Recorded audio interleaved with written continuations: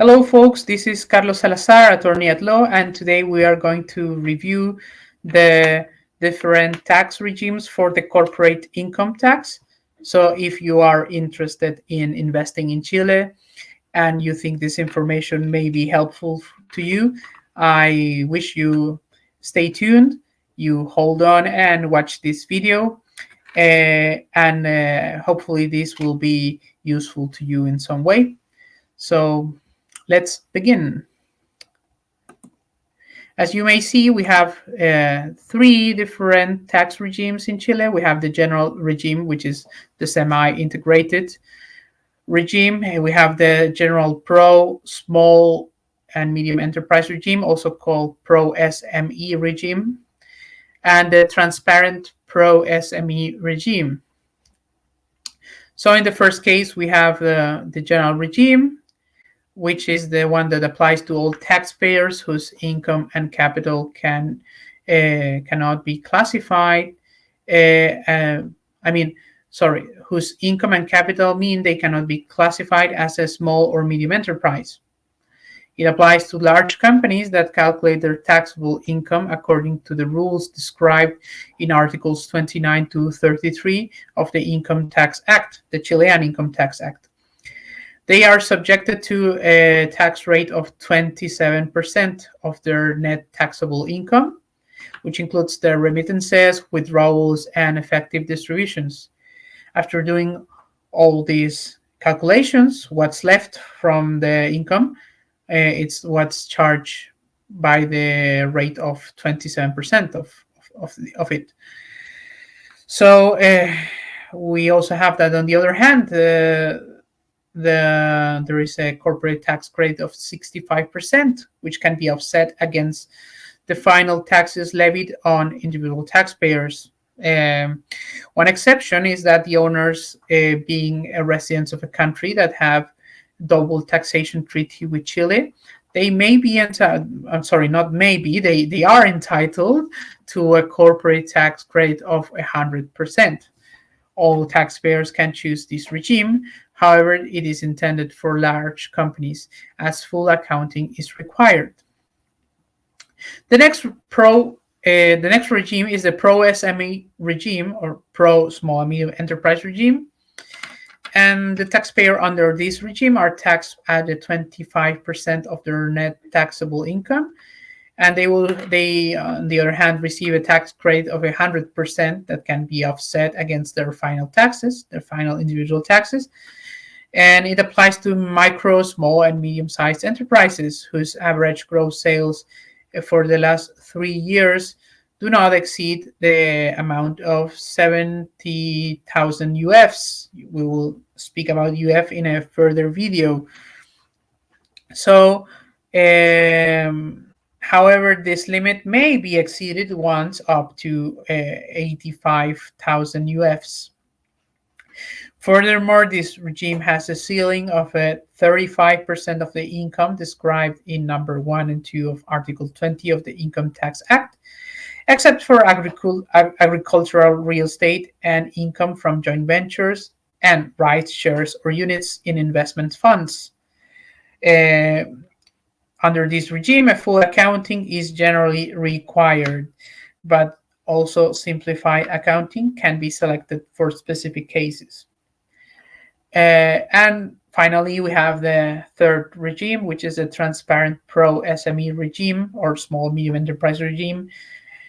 And the companies under this regime are exempt from corporate income tax, and their owners are subject to final taxes based on the company's net taxable income in proportion to their percent interest in the company's profits or capitals as appropriate.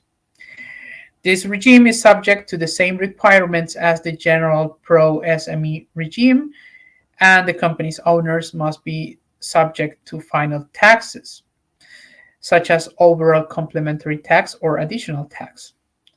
This regime does not require full accounting for tax purposes, and taxpayers may use the purchase and sales registers to record their income and expenses, except for those who are not required to keep these registers. So here we have the three regimes. Just to summarize the three of them, we see that in the case of the general regime, the income, the tax rate charged on the net income will be the 27%, and the credit received by the owners will be of 65% to their final taxes.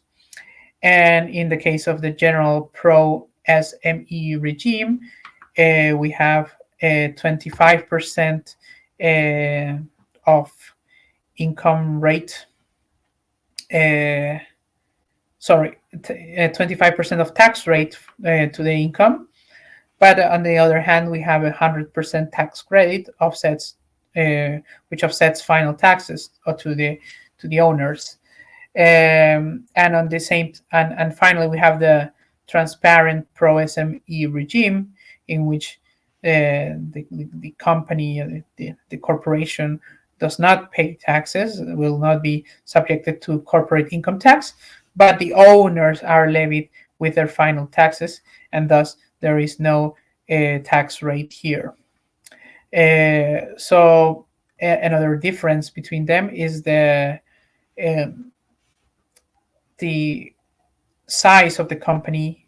If it's a larger company, it will fall under the general regime, and the full accounting will be required.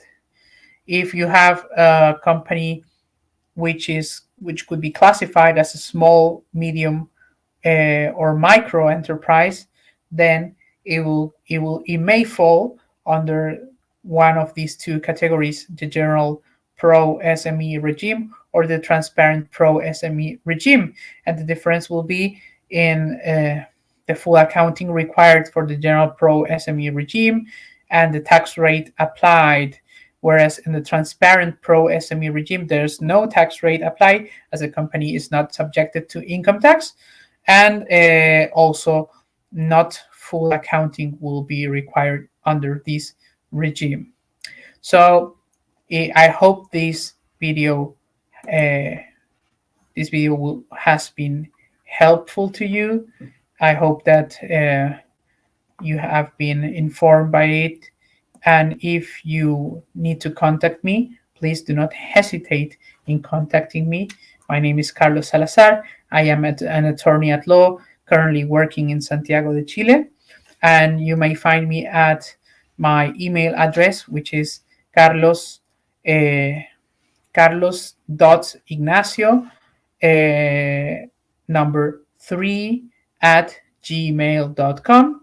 And then you have my alternative email, which is ab.carlossalazars at gmail.com. And you may also contact me for